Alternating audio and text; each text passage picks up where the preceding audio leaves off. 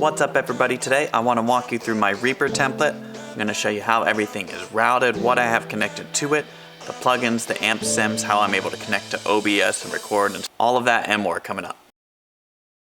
This template right now is called Writing Template 1 because I'm still working on it. A few more things I want to. My interface is a Behringer UMC 22. It is a 2-channel interface. I have a microphone and my guitar connected to it, and then the outs are going to my in-ears. My microphone is this Sennheiser shotgun mic that's right off camera. That's what I use for TalkBack. And I do, for OBS and everything I do have my TalkBack routed through Reaper, so I can have all the processing and stuff done in Reaper and then send out to OBS to record and stuff. The other reason why I have that is so I can have a noise gate that's controlled by my guitar. So my guitar volume's down, the mic is on, so you can see channel 1 is the TalkBack mic, and you can see signal going through that. Well, I have this next input, this next channel is just the gate trigger. So on this TalkBack mic, I have the re-noise gate, and you can see the input detector. Is that what it says? The detector input is actually an auxiliary input, which is this guitar. So while my volume's down, you don't see anything, but now I'm going to turn the guitar volume up. You can see signal on the noise gate, and that's what's going to trigger the gate. So while I'm talking, whenever I hit the guitar, the mic mutes. Check 1. And I do have to adjust these settings a little bit. I have noticed that I think my input is too low, so I gotta adjust the gain settings on my guitar too. There's a lot of stuff I still need to do, but I wanna show you where I'm at right now. So the gate is triggered by the guitar, turns off the mic, that way you don't, if I turn the gate off and I start playing guitar, you have this sound in the background, which is really annoying, and it's not really a true sense of what your amp sim sounds like. So I try to keep that noise gate on, that way I don't have to keep muting my microphone every time I wanna play guitar, it's just automatic. Then I have a compressor on that, which I need to adjust too. Nothing crazy, it's the M compressor. It's not even being triggered right now. The threshold is too high. So a lot of stuff I still got to work on in this template. I've adjusted a lot of things and not come back to readjust the original thing. So I've moved the microphone, but I haven't adjusted the compressor. So things to work on. The next set of channels are my bus sections. I don't know if I'm going to keep these, by the way. I want to be able to adjust when I'm writing. I want to be able to adjust all the guitar tracks at once volume wise, so I have them all routed. I have a clean guitar bus, rhythm guitar bus, and a lead guitar bus. All the guitar audio gets run through these buses, so I have this clean guitar channel armed right now. And that channel is actually, channel 9 is actually getting routed through channel 3. So you're not actually hearing 9 on its own, you're hearing 9 through 3. So anything I do to channel 3, the bus channel, it affects the clean guitar tone. So I have clean guitar bus, rhythm guitar bus, lead guitar bus. I have a bass bus, then a piano bus, which also doubles as a synth bus, and then electric drum. The way I have my electric drum set up is a little non-conventional for the type of music I typically play, which is rock or metal or stuff. It's more set up how a hip-hop producer would set up their drums. So I have that send there. And then I have my instrument track. So right now the clean guitar track is armed. Go. It's always ready to go. And on this clean guitar track, I've got Neural Amp Modeler with a bunch of, I just have a folder of top clean profiles, and then I throw a bunch in there, and this will grow and change as time goes. So I can just hit arm on this track and then start playing. I don't like that tone. Next. Next. Well, that one's not very clean. And then if I want another clean guitar track, let's say I do a guitar part and I want to put another clean part on it, I simply just duplicate the track. And then I have all of my, and that duplicates the plugins and everything with it too. So I can disarm that one and then loop on the... That's the main reason why you see only one channel of everything, because if I want new channels, I just duplicate that layer, then change the amp sim how I want, and so on and so forth. And when you duplicate it, it keeps all the routing too. So if I make another clean guitar track, that's still being routed through the clean guitar bus. Crunch guitar is the same type of routing. It's going to the crunch guitar bus. Same thing. It's NAMM with my top crunch profiles. I can cycle through. And then on these, I run SDL tone. I run Nadir on all the guitar stuff just so I can have multiple IRs. and like a little extra finagling with the IR section instead of just using NAMM. That's the main reason. High gain guitar is the same thing. It's NAMM in that ear. Very straightforward, easy stuff. And let's say I want to double track something, I duplicate that track.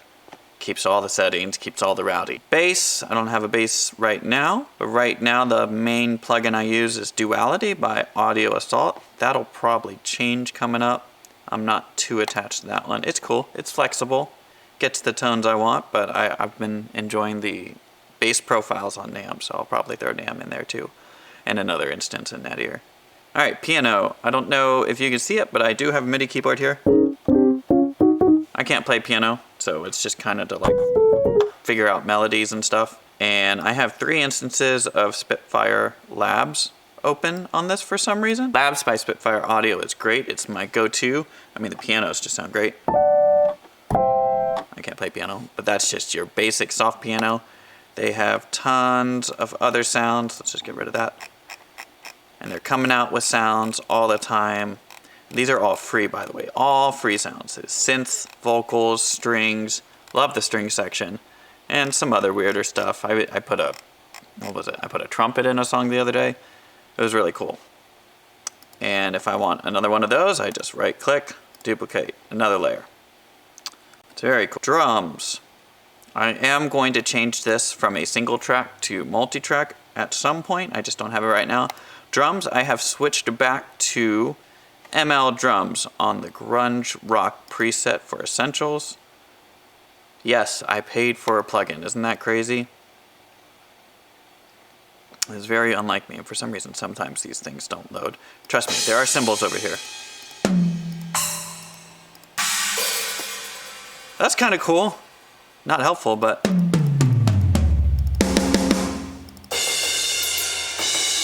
and that's just the preset. I'm gonna go in and adjust it. I would prefer a drier kit while writing. I don't need a ton of reverb on stuff. But yeah, ML Drums Essentials is what I'm using for drums, and I can route that out to like, I don't know, 10 or 12 tracks. I just don't have that set up right now. That's a future thing. Here are my electric drums. So all the MIDI goes into this channel, channel 15. And where am I? All the MIDI from my electronic drums goes through channel 15 and then goes out to all of these based on what key I'm hitting. So whatever note this is, that is my kick. And all of my samples are here. So the MIDI going from 15 out to 17. That's the kick. This is the sample I got. It's a Cymatics kick sample. It's free from the Cobra Hip Hop Pack. And then if I want to change the sample, I can just go in here, browse, find another sample, and then cycle through once I'm there. And that goes for all these. So I have a kick there, got another kick there, got a snare, snaps, or that's clap, snaps, and then a few hi-hats. There's a perk.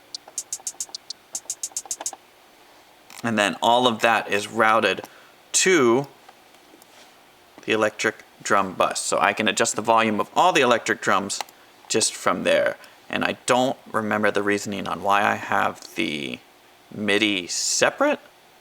I don't remember why I did that, but it is for now. And on the master bus, I have no effects real quick. That's a future project, is to get some master bus processing in there so I can have a more like finished product sound coming out of it, going into OBS, and then I can turn it off and send stuff in order to actually mix it down. Now on the master bus is how I route things to OBS. A free plugin from Reaper is called Regate. And this might be old news, but when I downloaded Reaper, it wasn't installed with Reaper. You had to go back and get the repack or whatever the free set of Reaper effects is. You had to download that, and you load one instance on the master bus. So if you look here, I have out 1 and 2, that's the interface left and right. So out 1, out 2, that's the left and right outputs on my interface. And then reroute 1, reroute 2. That is what's going out to OBS. So I don't know if you'll be able to see this. I think you'll be able to see this. So if I look at OBS, and I know my OBS is sloppy, I know. I'm not good at the OBS stuff. I need to figure that out a little bit more. But under this ASIO input, which really isn't an ASIO input, I think that's just how I had it labeled, and then I just went through a process to make it work. I can do a video about it later if you want, but it's gonna be a struggle for me because I kind of just winged it until it worked. So that's where we have the other side of reroute. Reroute 1 and reroute 2. So it's coming off the master bus into OBS through reroute. So you had to load the VST into OBS as well as into Reaper in order to get that to work. And then you have Reaper audio going into OBS, which is a whole separate video. If you want it, leave a comment down below. And I think that's pretty much it. Anytime I want to play guitar or make a video or just write songs, I pull up this template, everything's set to go, and then I just got to hit record on everything else. So if you have any comments or any feedback or any questions, let me know in the comments. Thanks for hanging out. I'll see you in the next video.